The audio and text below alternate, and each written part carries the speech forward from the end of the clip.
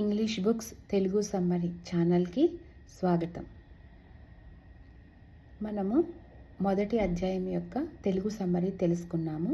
ఇప్పుడు రెండవ అధ్యాయం యొక్క తెలుగు సమ్మరీ తెలుసుకుందాం.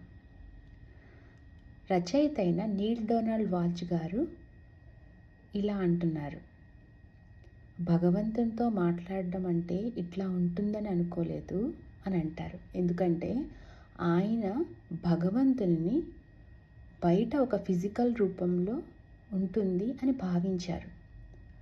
కానీ ఆయనకి భగవంతుని అనుభవం ఎలా కలిగింది అంటే ఆయన లోపల, ఆయన హృదయం అంతరంగం నుంచి వెలువడే సమాధానాల రూపంలో ఆయనకి భగవంతుడు అనే ఎక్స్పీరియన్స్, అనుభవం కలిగింది. దానికి భగవంతులు వారు అంటారు, నువ్వు ఏమనుకుంటున్నావు? భగవంతుడు అంటే అన్ని చోట్ల ఉంటారు. ఆయన ఇలా చెప్తారు, భగవంతుడు నీ బాధలో ఉంటాడు, నీ నవ్వులో ఉంటాడు, నువ్వు చేదు అనుకుంటున్న వాటిలోనూ ఉంటాడు, నువ్వు స్వీట్ అనుకుంటున్న మిఠాయి దానిలో కూడా ఉంటాడు. ప్రతి విషయము వెనకాల ఒక డివైన్ పర్పస్ ఉందని మనం అందరం ఎలా అనుకుంటామో అదేవిధంగా డివైన్ ప్రజెన్స్ కూడా ఉంటుంది అని చెప్తున్నారు. భగవంతుడు దేనినైనా అంగీకరిస్తాడు. అంటే నువ్వు మంచి చేసినా అంగీకరిస్తాడు, నువ్వు చెడు చేసినా అంగీకరిస్తాడు. అది నువ్వు ఎంచుకున్న నీ అనుభవం అని చెప్తున్నారు. సో భగవంతులు వారు ఇలా చెప్తున్నారు, నీకు చిన్నప్పటి నుంచి ఇది మంచి, ఇది చెడు అని ఎక్కడి నుంచి నేర్చుకున్నావు? నువ్వు నీ నమ్మకాల నుంచి, నీ పేరెంట్స్ నీకు ఇచ్చిన విలువలు, వాళ్ళ పేరెంట్స్ నుంచి వచ్చిన విలువలు, మరియు మన ఫ్రెండ్స్, మన చుట్టుపక్కల ఉన్న మన సొసైటీ, వీటన్నింటి వల్ల మనము మన ఒక క్యారెక్టర్ని బిల్డ్ చేసుకుంటాం. అంతేకాకుండా మన మతాల నుంచి కూడా మనకి కొన్ని బిలీఫ్స్ వస్తూ ఉంటాయి.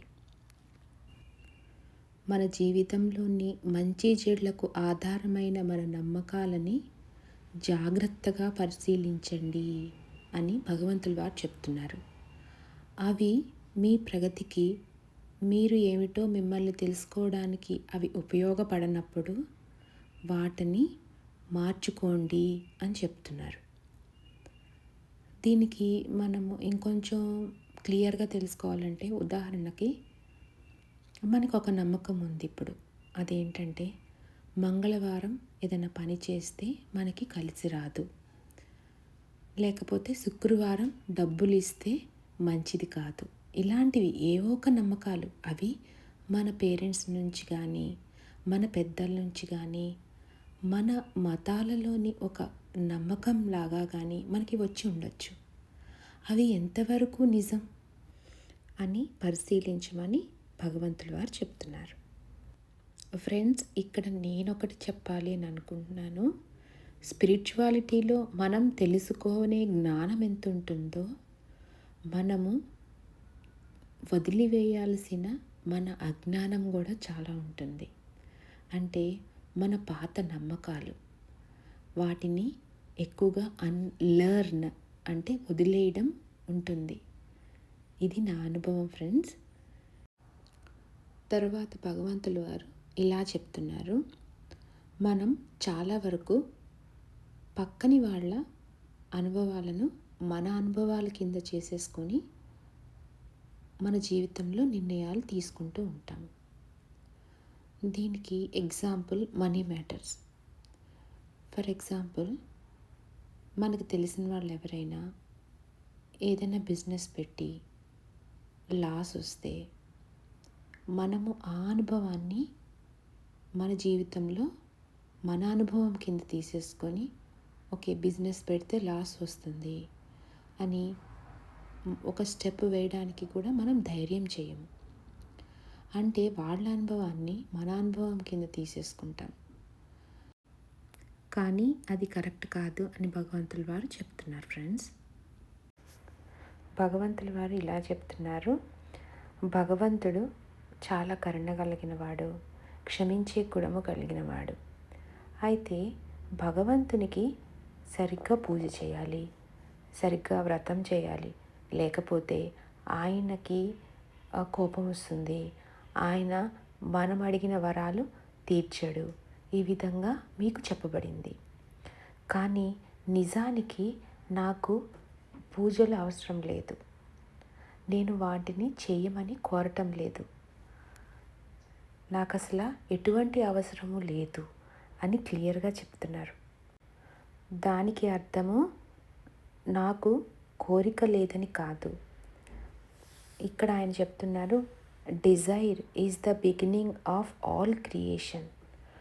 ఒక కోరిక, ఒక మొట్టమొదటి ఆలోచన ఈ క్రియేషన్ అంతటికీ ఆధారం అని చెప్తున్నారు. సో ఆయన మొదటి కోరిక ఏమిటంటేనంట, to know and experience myself and to know who I am. అంటే ఆయన ఇక్కడ చెప్తున్నారు, భగవంతునిగా తన గురించి తను తెలుసుకోవడమే ఆయన యొక్క మొదటి కోరిక అని చెప్తున్నారు. మరియు ఆయన రెండవ కోరిక ఏమిటంటేనంట, మనందరము మనుషులుగా భూమి మీద జన్మించిన మనందరము కూడా భగవంతులు అని మనము తెలుసుకోవడం ఆయన ఇచ్చిన పవర్ ద్వారా, ఎక్స్పీరియన్స్గా తెలుసుకోవడం, ఆలోచనగా కాదు, ఎక్స్పీరియన్స్గా తెలుసుకోవడం అనేది ఆయన రెండవ కోరిక అని చెప్తున్నారు. ఆయన మూడవ కోరిక అంటే ఏంటంటేనంట, మన హోల్ లైఫ్ని చాలా జాయ్గా ఎక్స్పీరియన్స్ చేయడం, కంటిన్యూస్గా సృష్టిస్తూ ఉండడము అండ్ నెవర్ ఎండింగ్ ఎక్స్పాన్షన్ అంటున్నారు. అంటే ఇది నిరంతరము జరుగుతూ ఉండాలి అంట అని చెప్తున్నారు. Okay friends, thanks for listening this video. ఈ జ్ఞానాన్ని అందరికీ పంచాలి అంటే ఈ ఛానల్ని సబ్స్క్రైబ్ చేసుకోండి, దీన్ని మీ ఫ్రెండ్స్ అందరికీ షేర్ చేయండి. Thank you so much.